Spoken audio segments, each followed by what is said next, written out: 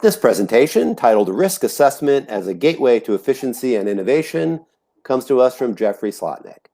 Jeff is an internationally known enterprise security risk consultant with more than 28 years of experience and is peer recognized as a thought leader and a critical architect in homeland security. He is the president of Cetricon Inc., a senior advisor to the Secure Community Network, and is a founder of Safe Washington. As an ISO credentialed lead auditor, Jeff is responsible for some of the latest advancements in all hazard disaster resilience, organizational resilience management, ISO ANSI standards development, resiliency information management processes, and enterprise security risk management. He is focused on the professional development and training of security, law enforcement, and military personnel, the provision of exceptional security services, protective services, and all facets of enterprise security risk management. He is also a senior regional vice president for ASIS International, a faculty advisor for the University of Phoenix Bachelor of Science in Cybersecurity and Security Management degree program, a member of the Risk Management Society, and an 18-year reserve law enforcement officer for the city of Centralia, Washington. Before I turn it over to Jeff, a quick note. There is a white paper PDF available in the shared files. That's the icon at the top of your screen. You're welcome to download that and check it out after the presentation. And with that, take it away, Jeff. Thank you very much, Michael. I appreciate the kind introduction. Good day, folks, wherever you might be in the world today. And thank you for joining us on the Online Auditor Expo. During this session, we're going to be discussing risk assessment as a gateway to efficiency and innovation. You know, ISO 31000 provides us the basis for identifying enterprise risk. Identifying risk for risk's sake does not improve the enterprise or prepare the business for eventualities which can have an impact on reputation, finances, people, and equipment, and by extension, the continued existence of the enterprise. Understanding ISO 31000 and aligning the strategy of risk assessment within the strategy of the business allows the enterprise to identify the inherent value in risk. And that's what we're going to be speaking about today. So these are my partners in the industry, and we engage in risk assessment as a core practice, risk protection, emergency management, business continuity, and training business continuity, of course, being very important right now, confronted with COVID-19 worldwide. We also engage in systems integration, specifically physical security systems. We take a unique view of the analytics and the business intelligence that is produced by risk assessments and how companies can utilize those analytics and that business intelligence to show the value in risk and show improvement in the bottom line. So let's go ahead and get started, and let's talk about the value of a risk assessment, and specifically a quality risk assessment. You know, as I practiced this over a number of years, what I found is that risk, threat, and vulnerability assessments are often misunderstood, and therefore they're misapplied. We live in a world where we have great technology, we have analytics and business intelligence, but many of my colleagues still execute a paper report that is written where the information and analytics is trapped within the words and is not business friendly or user friendly. What do I mean by that? You know, risk assessors and security professionals, we can talk about risk all day long. Amongst ourselves, we have our own lexicon, and we can share that information with other risk professionals. But taking the information that we develop and communicating that at executive levels of the C-suite, executive levels of government, takes an entirely different kind of language. Risk assessment is not merely identifying risk, and coming up with a risk factor. It's the entry point for identifying and quantifying all enterprise risk. And beyond that, it's also a continuous improvement process. Uh, the fact that we engage in a continuous improvement process ensures accomplishment of the enterprise strategy and ensuring that we're identifying all risks which can impact the enterprise positively and negatively. This also allows us to identify the value in risk so that we can avoid it and reap that value.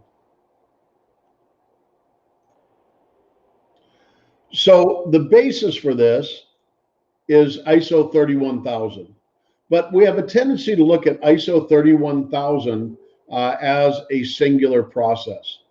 Many years ago, when I was first starting in university, I was introduced to the problem-solving process. And the problem-solving process has 5 steps. The first step is to identify the problem. And in risk assessment, especially in ISO 31000, that is the first thing that we have to do, is conduct a risk assessment where we identify, analyze, evaluate risk, and then search for a risk treatment to mitigate that risk. This essentially is the problem-solving process, but applied to the risk picture. So I wanted to make that clear because generally we don't pay enough attention to the risk assessment itself. And the risk assessment is undervalued and is not seen as a primary driver in the health of an organization. But understanding that a risk assessment is what we use to identify risk, or let me change the word, let's call how we identify problems. All right, we know that we can't choose an optimal solution to mitigating the problem and creating a treatment for the problem until we first identify it. So the risk assessment actually becomes a very, very important process when we look at it from a business standpoint and from this context. Being able to apply business thinking to a risk assessment and incorporating the data that is developed through the risk assessment into our decision criteria, into developing our mitigations, and then choosing the optimal mitigation that's going to have the greatest impact and value to the enterprise is most important.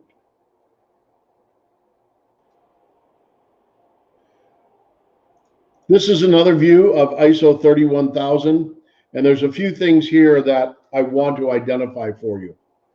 We identify several things here. We just looked at the risk management process, which talks about establishing scope, context, and criteria, which help us to drive the risk assessment. But it also takes leadership and commitment. It takes leadership and commitment from management. It takes leadership and commitment from employees. It takes leadership and commitment from the enterprise. And most importantly, it takes leadership and commitment by the assessor. The assessor has to get to know this organization at an amazingly personal level. But in doing so, that allows us to make good recommendations for mitigation.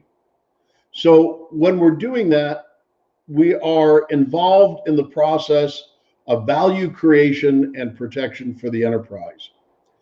We have the opportunity to actually show a methodology and a process for creating value by eliminating and mitigating risk. So I want you to look at this graphic not just as the graphic itself, but as a roadmap for success. If we follow this roadmap that's identified here, you will be successful in helping your enterprise, whether you're a member of that enterprise or an independent auditor that's engaging in this process. So the first thing that we have to do is we have to understand the impacts of risk on the business strategy. So we look at things from two areas. What is the likelihood that the risk is going to occur, and what is the impact on people, financial, reputational, and equipment? And let me define those a little bit more for you. As we're seeing with COVID-19, when we start losing people from the enterprise, then we have the lack of ability to produce what it is we produce, to engage in the business we engage in.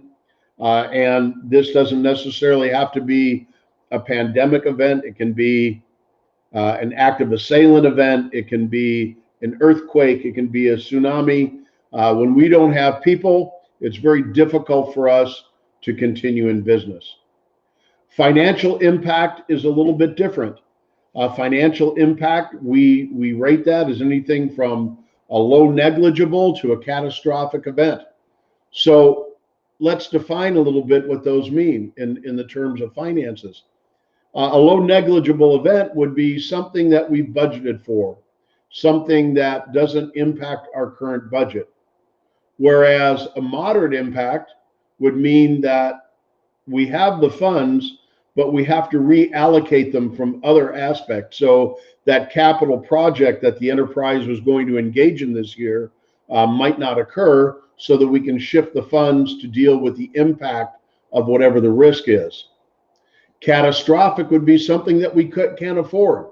It means we need outside assistance, or to the extent that if it does occur, that the business can fail. Reputational impact is reputation in public, reputation in social media, confidence of your stakeholders, confidence of the people that consume your product, and whatever those impacts could be. And impacts to equipment are the equipment we need to do what it is that we do. If you're a water treatment plant, well, that's, pumps and water treatment facilities. Whereas if you're a manufacturing firm, that could be the manufacturing line or a critical machine process that makes a critical part for your organization. So that changes according to the organization. But by understanding what the impact is, it makes it much easier to explain that impact in business terms that the C-suite can understand. They may not understand all the things wrapped around a pandemic event, but when we can categorize and we can quantify the impacts in the terms of people, financial, reputational, and equipment in a COVID event as low negligible to catastrophic, it may very well identify ahead of time that we need to invest some resources before the event occurs to minimize the impact of an event like this from occurring, or to eliminate the event, the impact of the event entirely. So we have to understand what the impacts of risk are on the business strategy. Now, I'm very familiar with publicly traded companies in the United States. The Security and Exchange Commission requires U.S. publicly traded companies or companies that trade on the U.S. Stock Exchange to produce a Form 10K or a Form 10Q. Those are publicly disclosable documents and often have a section that relates right to corporate risk. So when we can align our risk assessment to the perceived corporate risk, that helps us in gaining business acceptance and acceptance by those in the organization to take a deeper look at risk and the impacts of risk on the strategy of the business.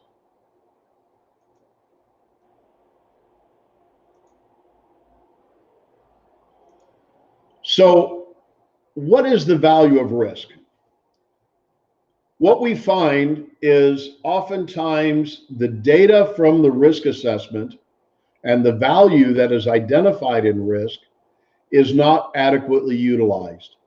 Again, we're talking about paper reports, so there's no leverage of the ecosystem or the learnings that have already occurred in the system.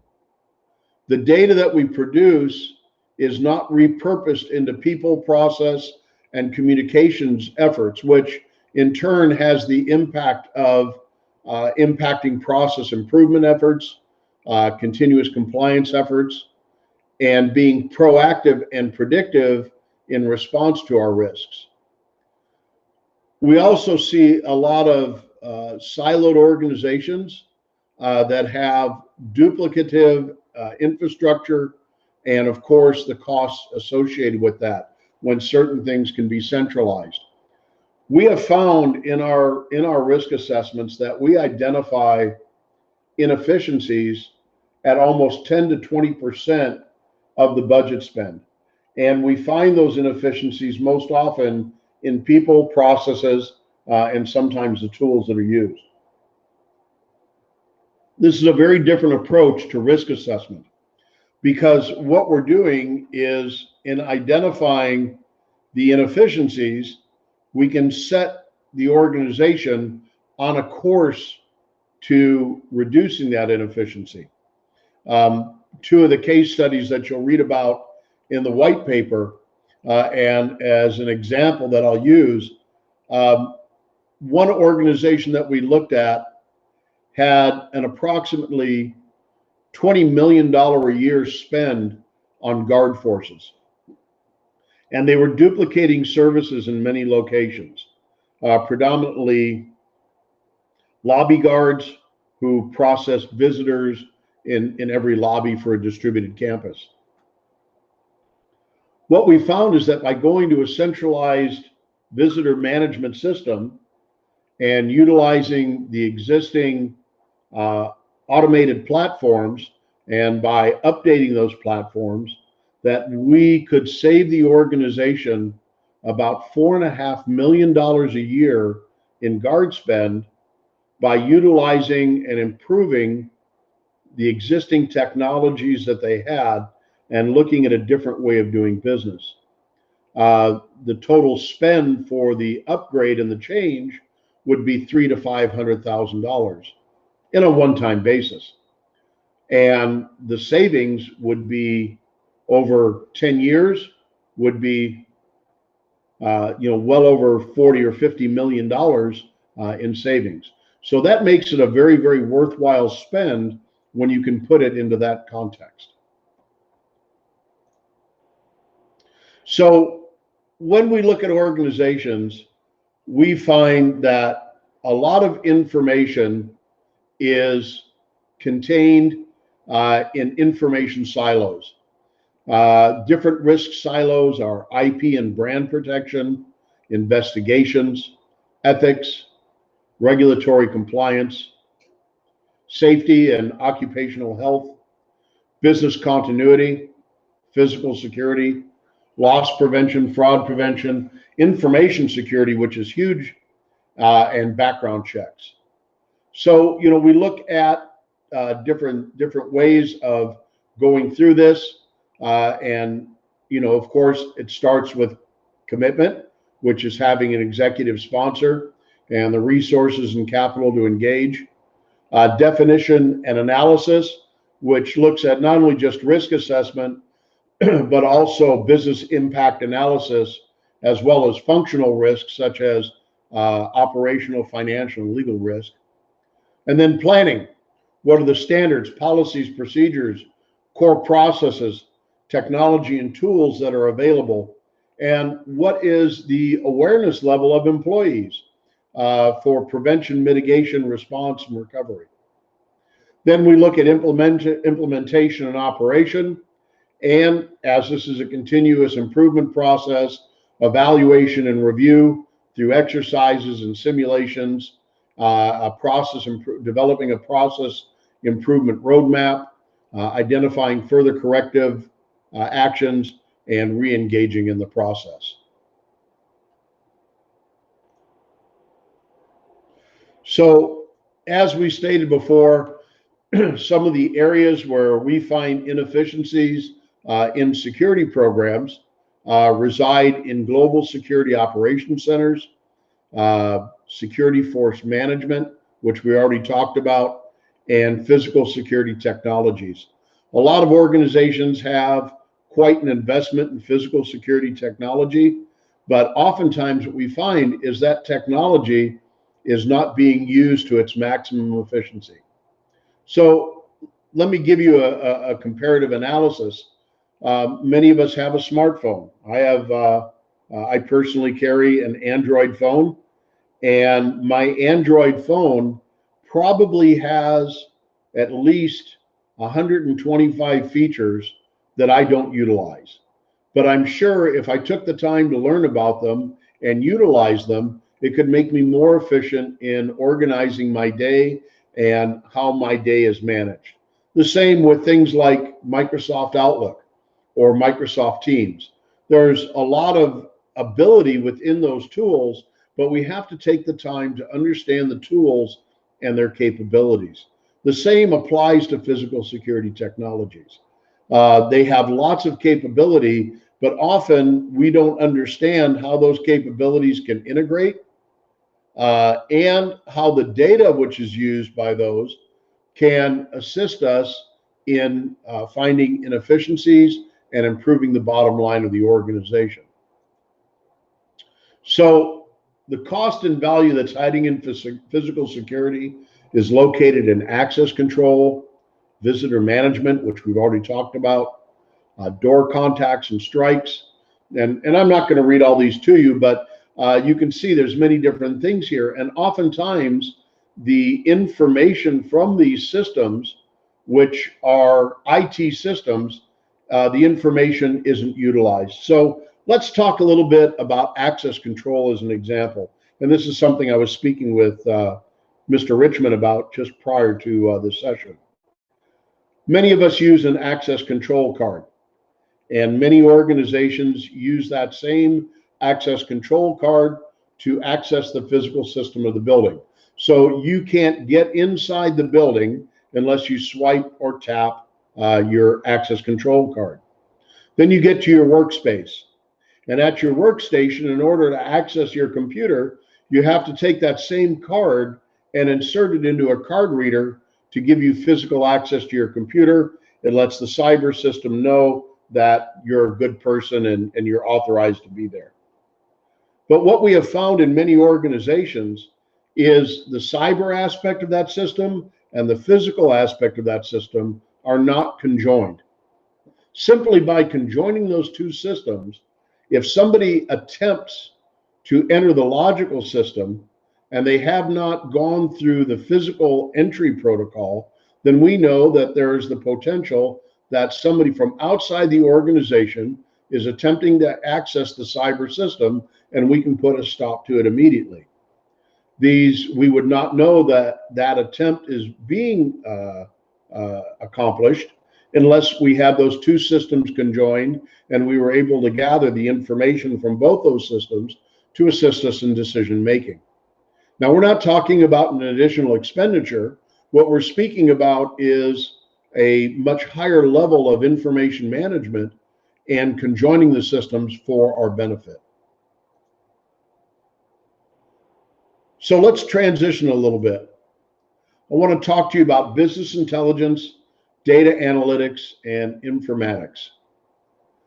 Business intelligence, when applied to risk, assists us in providing the facts which are needed to identify the value in risk. We need data analytics and informatics to create success in understanding risk and opportunities, but not just us as the risk assessor, but also in the C-suite.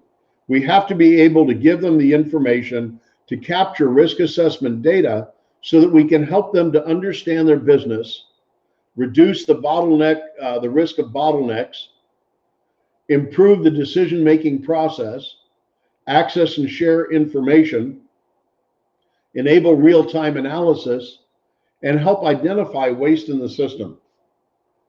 When you look at business intelligence from this perspective and how we apply business intelligence to risk, it becomes very obvious the value of business intelligence. Data analytics are needed to produce business intelligence. And the informatics are how we take the business intelligence and the data analytics and portray it. I'll further define this in the next slide. So this is a process diagram, and it shows the continuous improvement process in enterprise risk. So we have our overarching enterprise strategy. We identify threat, vulnerability, and consequence to determine risk. In vulnerability, we examine physical security and physical security technology and take that in context with the impact and likelihood, which we discussed earlier. We take all that data that we produce, we aggregate that data using data analytics and produce an enterprise risk factor. We get to identify what are high risks and what are low risks. We then take that risk information and transform it into informatics and business intelligence. This in turn makes the information C-suite friendly for decision making. Then we can work with the C-suite and we can work with other players to create an aligned strategy for risk mitigation and identify how we can mitigate risk that impacts the enterprise strategy. And once we've applied those mitigations, then we get to residual risk. And in residual risk is where we achieve our value. And then, because this is a continuous improvement process, it's not a one and done. We go back looking at the enterprise strategy. Because we have the data captured from the first assessment, when we have to reassess in a year, 2 years, or 3 years, whatever your risk assessment cycle is, then we can go back and start where we left off and only address what has changed instead of having to do a complete redo. This makes it a sticky process because as we move things to residual risk, they drop off on the bottom, become a low risk. All we're ever addressing is the high risks. So this is just a graphic that portrays that methodology and that high-level thinking in this regard. What you're looking at is a dashboard for utilizing business intelligence to portray risk. We view the assessment as data points.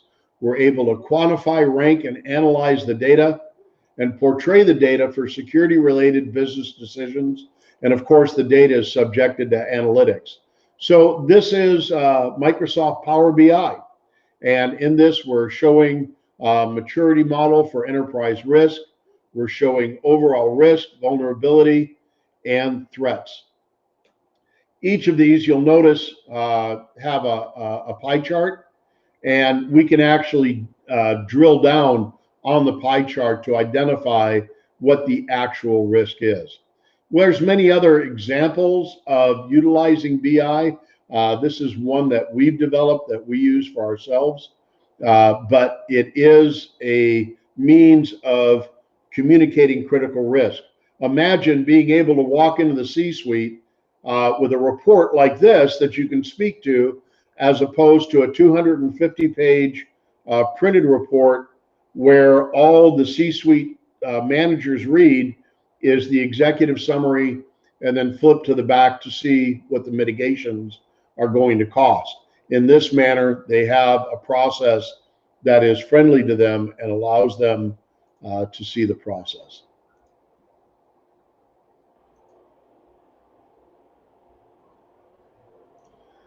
In our next slide, this is a data-driven report. They're easily understood, generally user configurable. We can view and print complete or partial reports depending upon who we need to report to. We can rapidly visualize the risk mitigation and residual risk. So if you look on the left, you'll see that we have a high risk. We identify the vulnerability level, threat rating, likelihood, and severity in the next column. We show what the risk is, we show the mitigation, and then show the residual risk and what it looks like after the mitigation is employed. This is real-time information.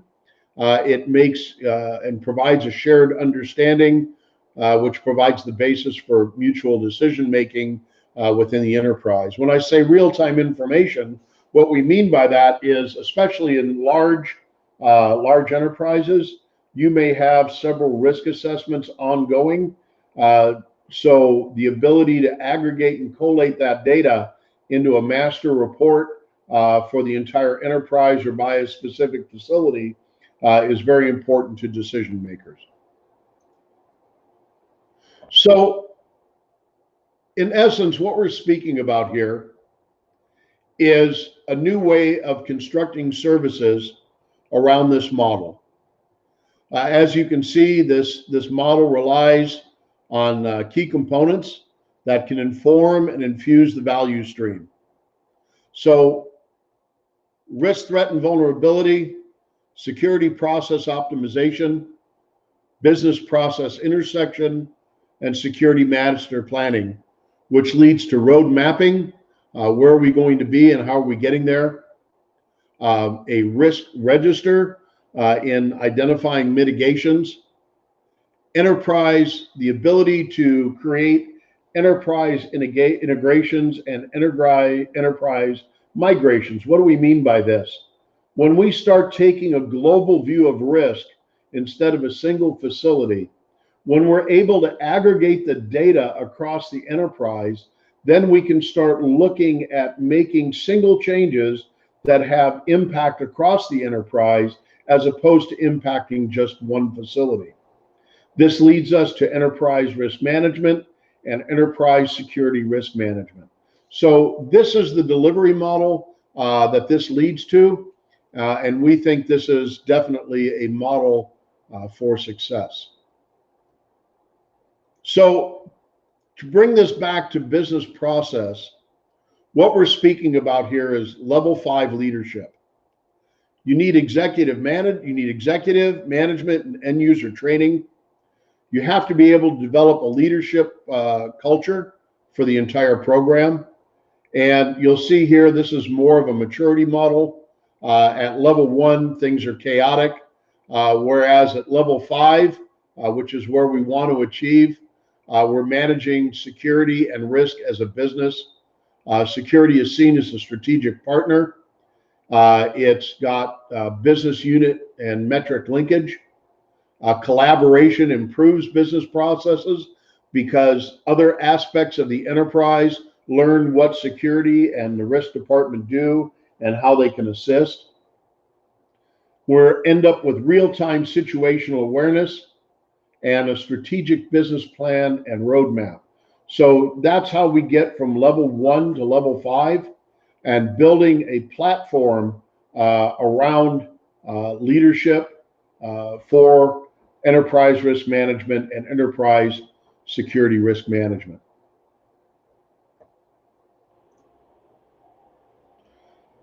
So when we look at this, we have to understand that there are several learnings here. The primary learning is the business of security is the strategy of the business.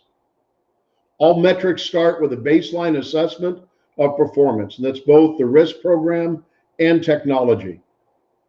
Security and risk must bridge the relationship gap with line of business leaders. So we have to be the bridging influence to all the different aspects of the enterprise: legal, human resources, environmental health and safety. Because as you can see with the COVID response, it's not just one division that's addressing this. This threat is impacting all aspects of the enterprise, and everybody has a part to play. Therefore, security and risk leadership involves cross-functional integration across all lines of business. And what we're looking at here is a performance management model, starting with identifying requirements and concept development, and finishing with performance management. So 6 to 12 months to get to the point where we're actually producing enough data and getting to the point where we can deliver on a program like this. This next slide, I'm not going to speak to you about in too great a detail. It's a little bit about our company and the professional services we offer. Please feel free to read this at your leisure. But I will tell you about enterprise strategic risk goals. We need to be able to perform a comprehensive analytical assessment. We need to be able to align the security and risk strategy with the enterprise strategy. We have to work together to develop integrated technology solutions. We have to work together for mitigation strategies or risk treatment strategies. Identify zero-based studies, which will assist us in identifying waste and improving the bottom line. It leads to business continuity and crisis management planning, and allows us to train our employees on assessments and physical security technologies, and assisting us in getting to that point where we are a responsive organization. That concludes my presentation for you today. There's my contact information if you have any additional questions. Also, as Mr. Richmond stated at the beginning of this presentation, there is a companion white paper which goes into much more detail on this subject. Welcome you to download it, read it. And again, if you have any questions or interest, please feel free to reach out. More than happy to have a great conversation with you. Thank you very much for watching. Well, thank you, Jeffrey Slotnick, for that very detailed look at risk, efficiency, and innovation. And that concludes this presentation.